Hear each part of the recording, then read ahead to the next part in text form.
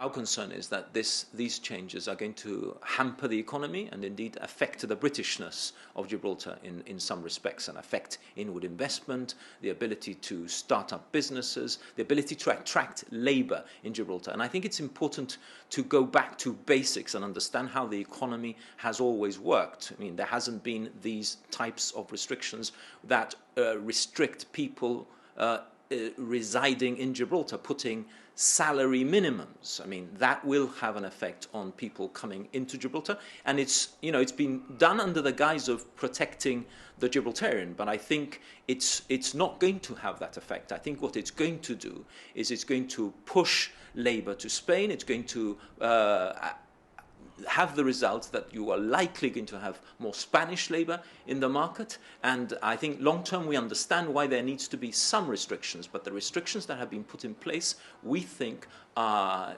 issues that will affect the economy. What evidence or assessment do you have that this will push labour to Spain? So let's go back to those basics that I was talking about before. So you've got 31,000 jobs in the economy and 11,000 Gibraltarians in employment. You almost have as many Spaniards in employment as you do Gibraltarians. You've got nearly 10,000 Spaniards and about 5,000 odd other British, as they're described, people in the economy.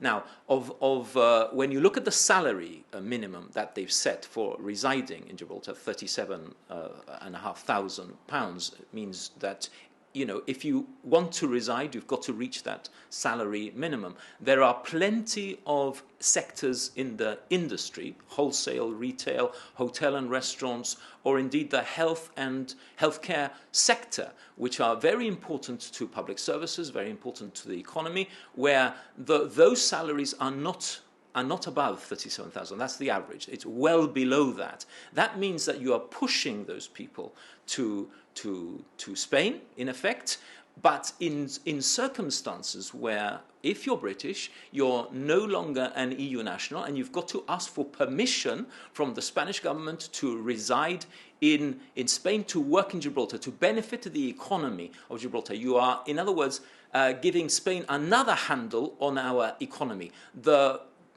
Around 20 to 35% of the jobs in those sectors, hotel and restaurants, wholesale and retail, and indeed the healthcare sector, are other British jobs. The vast majority of those jobs in those sectors, more than 70% in many respects, are Spanish jobs. So what you're going to create is an increase in Spanish labour, and because it's going to be more difficult to attract British people because they can't reside in Gibraltar. We don't have a control of that.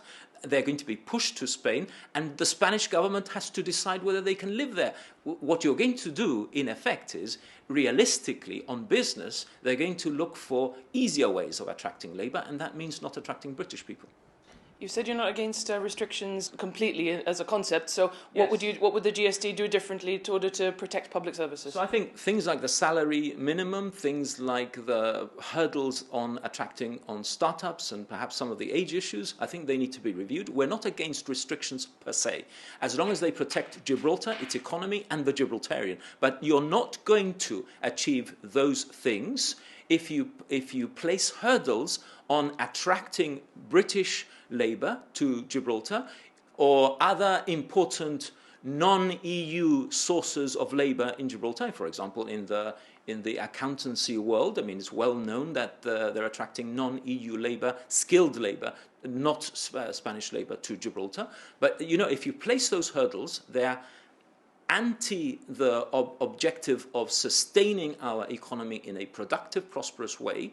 And indeed what they're doing is giving greater control to Spain through permissions and attracting further Spanish labour. And I question whether that is what we want to do. We want to protect Gibraltar, protect the Gibraltarian, but not create hurdles for diminishing our Britishness or affecting our economy.